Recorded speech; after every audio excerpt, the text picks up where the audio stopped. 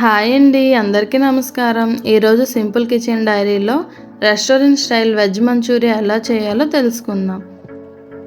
దీనికి కావాల్సిన ఇంగ్రీడియంట్స్ ఏంటో చూద్దాం. నేను ముందుగా 2 క్యారెట్ని తురుము పెట్టుకున్నాను. అలాగే ఒక క్యాబేజీని చిన్న చిన్న ముక్కలు కట్ చేసుకున్నాను. ఒక బౌల్ తీసుకున్నాను, అందులో క్యాబేజీ వేసుకున్నాను. అలాగే తురుముకున్న క్యారెట్ని కూడా అందులో వేసి మిక్స్ చేస్తున్నానండి. అందులో 3 టేబుల్ స్పూన్ మైదా వేసుకున్నాను. అలాగే 2 టేబుల్ స్పూన్ కార్న్ఫ్లోర్ వేసుకున్నాను. అలాగే 1 టేబుల్ స్పూన్ కారం, 1 టేబుల్ స్పూన్ ఉప్పు వేసుకున్నాను.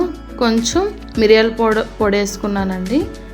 బాగా మిక్స్ చేస్తున్నాను. క్యాబేజీలో వాటర్ ఉంటుంది కదా, ఆ వాటర్ కాకుండా ఇంకొంచెం వాటర్ వేసుకొని చిన్న చిన్న ఉండలు చేసుకున్నాను.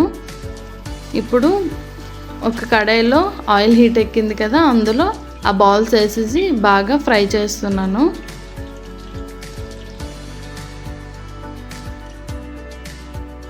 అది బాగా ఫ్రై చేయాలి. డీప్ ఫ్రై చేసి ఒక ప్లేట్లోకి తీసుకున్నానండి మొత్తం. ఇప్పుడు ఒక కడాయి పెట్టుకున్నాను. అందులో 3 టేబుల్ స్పూన్ ఆఫ్ ఆయిల్ వేసుకున్నానండి. ఉల్లిపాయలు, క్యాప్సికమ్, కొంచెం వెల్లుల్లి, ఒక 3 పచ్చిమిర్చి కట్ చేసుకున్నాను. ఆయిల్ హీట్ ఎక్కింది కదా, ఇప్పుడు ముందుగా కట్ చేసుకున్న వెల్లుల్లి ముక్కలను వేసుకున్నాను. అలాగే పచ్చిమిర్చి కూడా వేసుకుంటున్నానండి.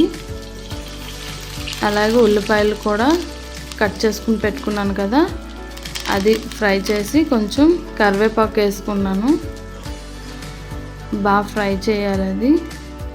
అలాగే క్యాప్సికమ్ ముక్కలను కూడా వేసేస్తున్నాను. అది ఆయిల్లో ఫ్రై అవుతుంది కదా, అప్పుడు కొంచెం కస్తూరి మేతి వేసుకుంటున్నానండి. స్మెల్ బాగుంటుంది. కొంచెం చిటికెడు పసుపు వేసుకున్నాను కలర్ కోసం. అలాగే కొంచెం వెనిగర్ వేసుకుంటున్నాను. 1 టేబుల్ స్పూన్ వేసుకున్నాను. కొంచెం సోయా సాస్ వేసుకున్నాను.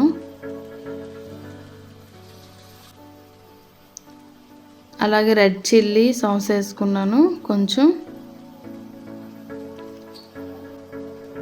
అలాగే గ్రీన్ చిల్లీ కూడా వేసుకున్నాను.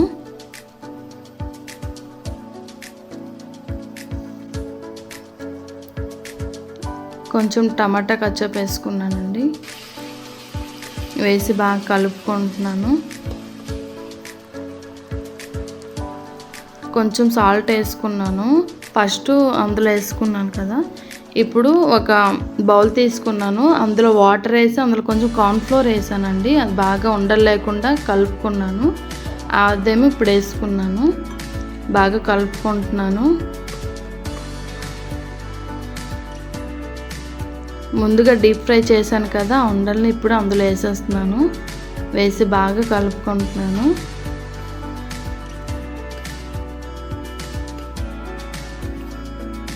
ఆ గ్రేవీ అంతా అందులోకి పట్టాలి. ఒక 2 మినిట్స్ బాగా కుక్ చేయాలి. అందులో